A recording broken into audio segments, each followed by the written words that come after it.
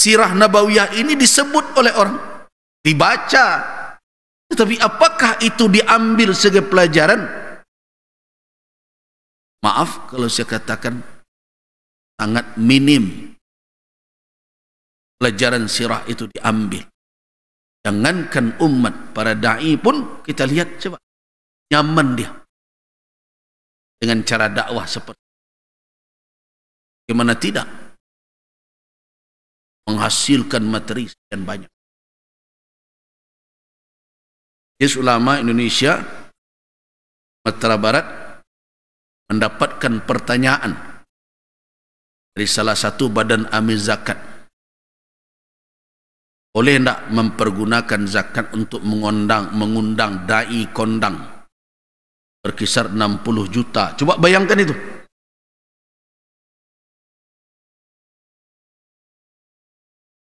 MUI tidak akan menyetujui itu. Apa yang akan dibawa?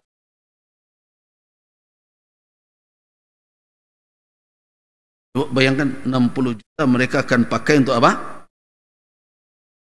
Da'i.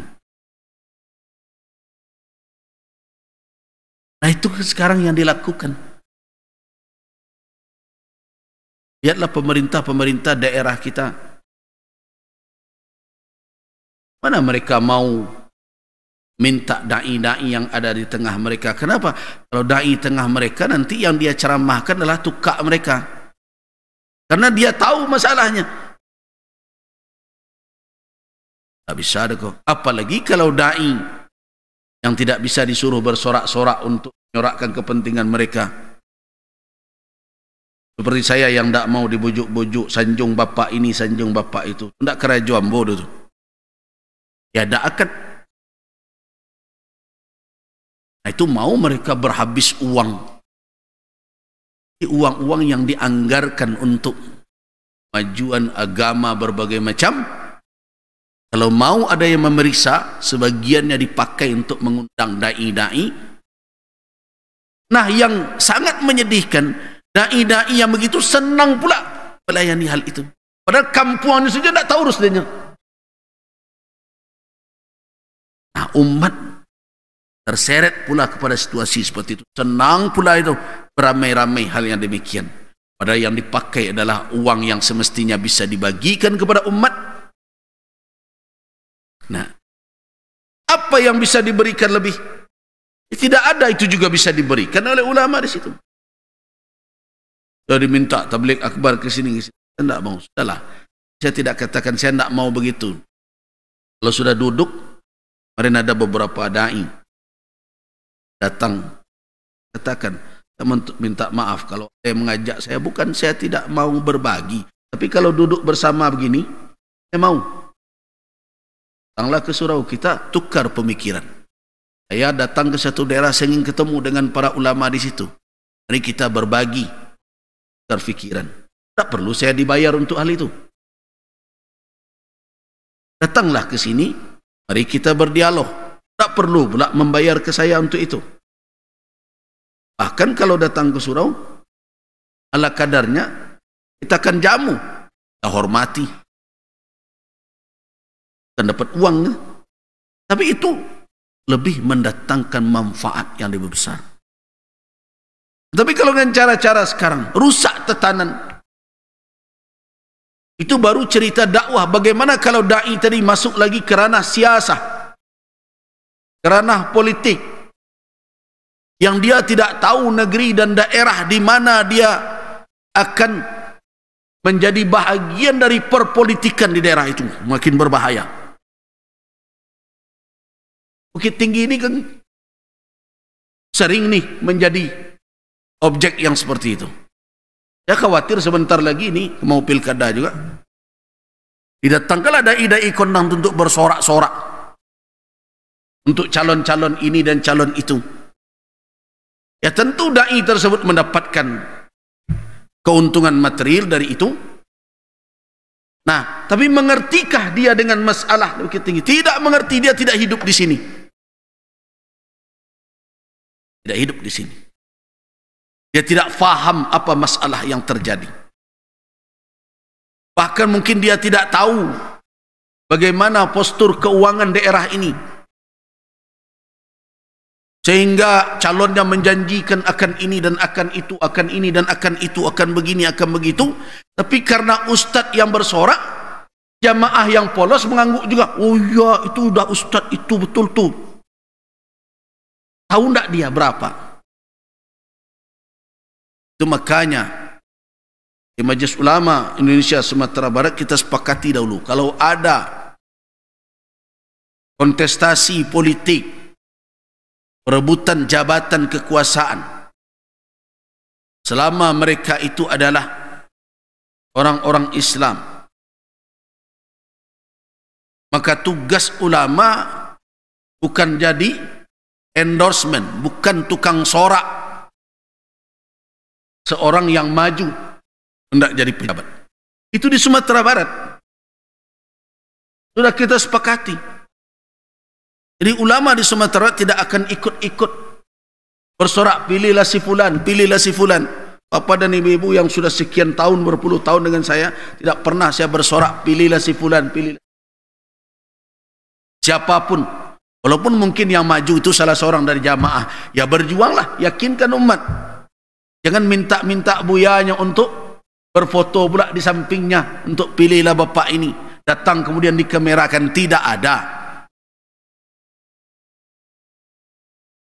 Tapi kemudian datang orang dari luar yang dia sendiri tidak tahu dengan kondisi berapa APBD kota ini, berapa PAD-nya, berapa biaya rutinnya, dari mana anggaran. Kemudian datang dia merestui si fulan dan si fulan. Tidak tahu apakah sudah belajar enggak, sudah menambah wawasan enggak masyarakat Bukit Tinggi, sehingga jangan-jangan yang ke depan ini masih juga cara-cara begitu dipakai antar ustaz, saling sokong menyokong, sorak bersorak.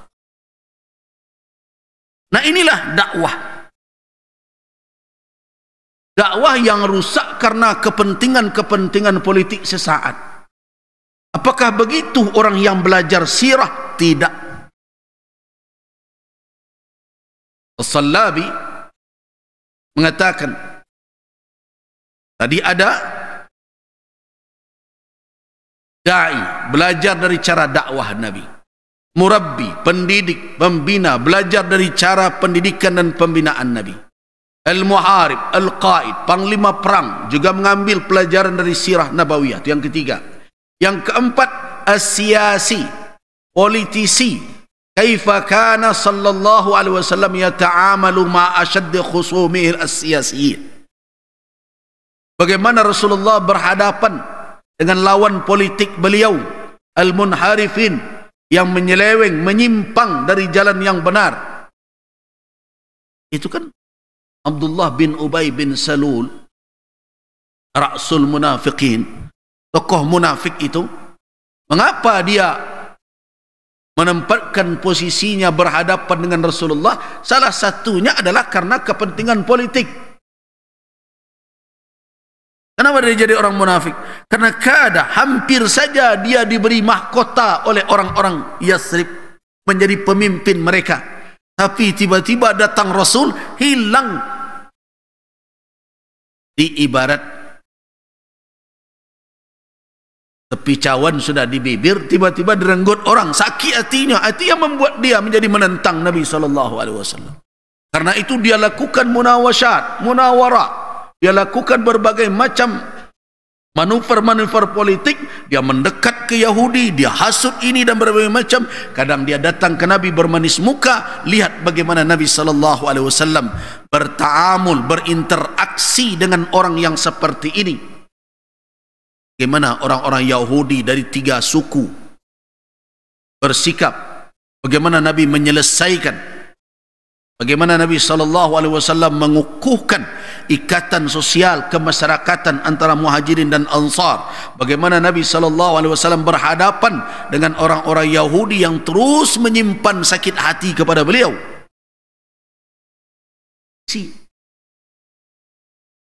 Belajar dari situ.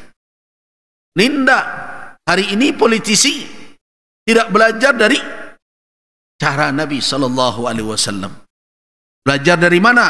dari Machiavelli, belajar dari politisi Amerika, politisi Cina, politisi ini, politisi itu, ya. Akhirnya jangan heran, ujung dari perpolitikan ini apa?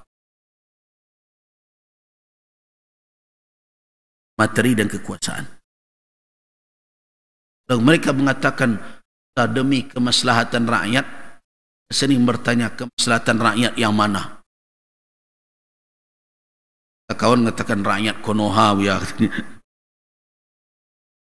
Demi mana? Pada ibu-ibu sudah mendengar tidak apa langkah serius yang diambil oleh para pemimpin Barat menghadapi persoalan yang mempermalukan ranah Minang? Sudah dengar tidak? Belum ada kan? Bayangkan, akan pelecehan seksual dilakukan terhadap 43 anak-anak berada di lingkungan pendidikan agama, jadi warisan ulama besar kita. Langkah yang diambil oleh pemimpin kita. Dan itu menyusul lagi, ada 2 lagi juga di lingkungan pendidikan agama. Jika ditanya, santai saja dia menjelaskan, kami melakukan itu perbuatan terkutuk. Kalau kita urai perjalanan perbuatan terkutuk itu, sudah cukup banyak. Dulu ada di Padang Panjang, juga guru pondok. Nah, yang di luar itu tidak tanggung banyaknya lakukan hal yang demikian, menghinggapi banyak segmen masyarakat. Mas sekarang yang terekspos adalah yang berada di lingkungan pendidikan Islam. Pertanyaan besar, kenapa yang seperti ini diekspos betul-betul, sedangkan yang di luar sana tidak tanggung pula banyaknya? Ada di satu kota dahulu, data real yang didapat itu lebih kurang 600 orang.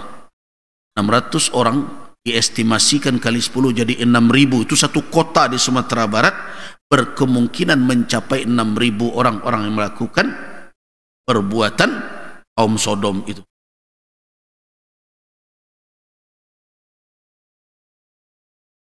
Kira-kira apa? Dan mereka berebut untuk mengambil tampuk kewenangan,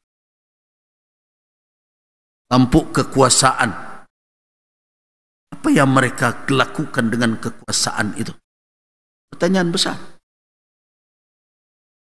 Nah, dari mana mereka belajar politik?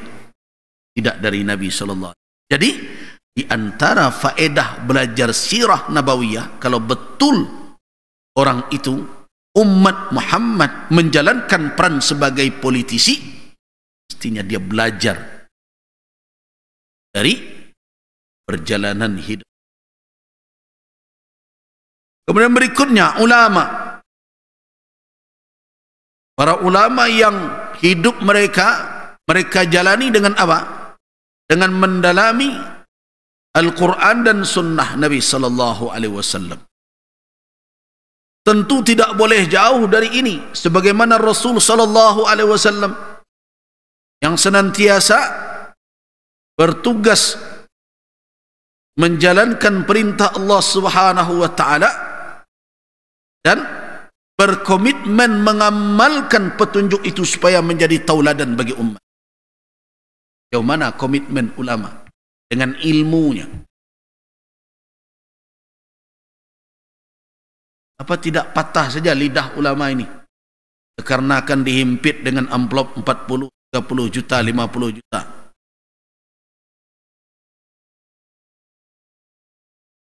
Mana ulama bisa memilih dengan tepat ketika tawaran di hadapannya menggoda? Mau tetap bertahan pada fatwanya atau mau bergeser sedikit, tapi ini imbalannya.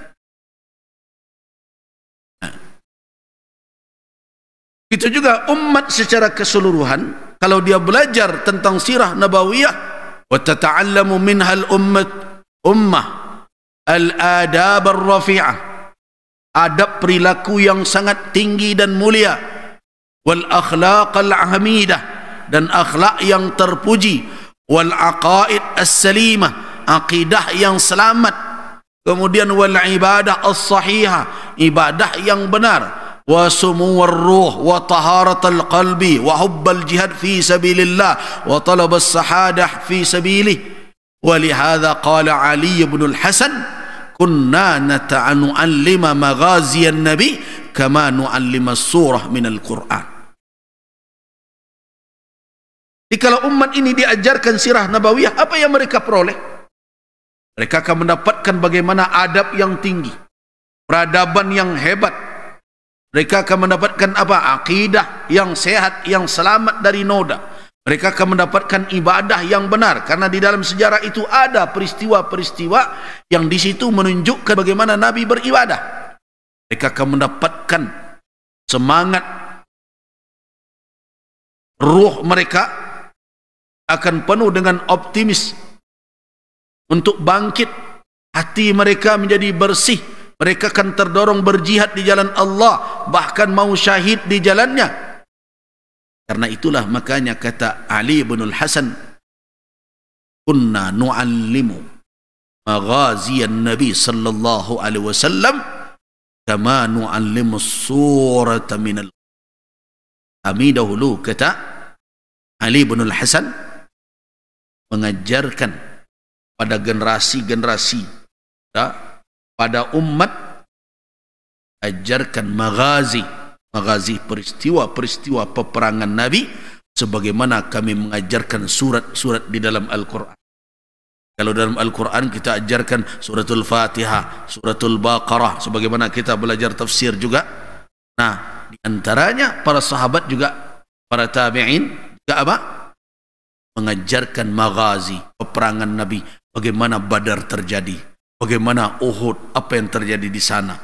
Bagaimana berikutnya adalah Khandaq atau Ahzab, bagaimana Hunain, bagaimana Tabuk. Itu diceritakan, dijadikan itu pelajaran sebagaimana mempelajari Al-Quran. Nah, itu menunjukkan penting sekali belajar sirah nabawiyah, jangan dianggap enteng. Nah, karena itu pelajaran sirah tidak boleh diajarkan serampangan, cerita-cerita yang tidak karuan, yang tidak berdasar, kadang tidak ada sumbernya, rujukannya. Nah, apalagi kalau pelajaran sirah itu dimuat dengan berbagai cerita-cerita lain yang khurafat dan sebagainya. Hari ini berkembang itu tentang perjalanan ulama dahulu, wali keramat, ada yang menghardik malaikat, ada yang mi'raj 70 kali dalam semalam, berbagai macam cerita-cerita yang itu. Mestinya pelajaran sejarah kita tidak dinodai dengan hal-hal yang demikian. Ini perlu kita fahami betul. Jadi itulah 6 faedah yang didapat. Da'i mendapatkan uslubud dakwah. Da'i mendapatkan strategi dakwah. Pendidik yang membina umat mendapatkan pelajaran tarbiyah, bagaimana membina umat. Saya sering katakan membina umat itu tidak seperti bertanak nasi dengan magic jar, bertanak nasi dengan kayu api. Magic jar ya, suh beras, masukkan si air, colokkan listriknya, jalanlah ke pasate itu, tang nasi masak. Umat tidak bisa begitu. Kalau bisa begitu, saya sudah pensiun ceramah nih. Kalau lama udah ceramah, itulah masak nasi kau. Kita tidak. Kemudian yang ketiga, al-qaib, al-muharib, pejuang, panglima perang. Dapatkan pelajaran bagaimana strategi dalam pertempuran, bagaimana mengelola atau mengendalikan peperangan besar. Ya, tidak bisa kita hindari hal yang seperti itu. Yang keempat, politisi dapatkan tunjuk dari sirah, dari perjalanan hidup Nabi, bagaimana seorang politisi bertindak, bersikap, berhadapan dengan situasi-situasi politik, dengan orang-orang politik yang kadang harus berhadapan dengannya. Dari Nabi. Dan yang kelima, ulama mendapatkan dari sirah nabawiyah bagaimana kecintaan terhadap ilmu, bagaimana berkomitmen beramal sesuai petunjuk ilmu, bagaimana menjalankan tugas keilmuan, bagaimana mempergunakan ilmu tersebut untuk apa? Untuk mencari berbagai solusi di dalam kehidupan. Bagaimana ilmu itu jadi panduan di dalam hidup.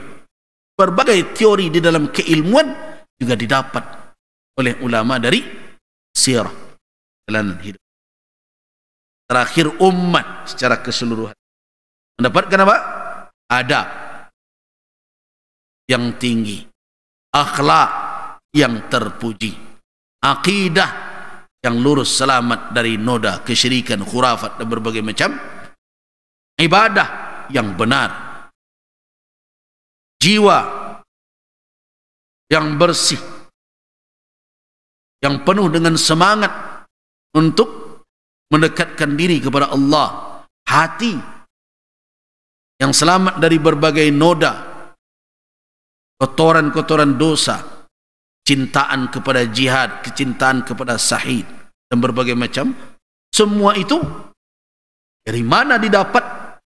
Dari sirah nabawiyah.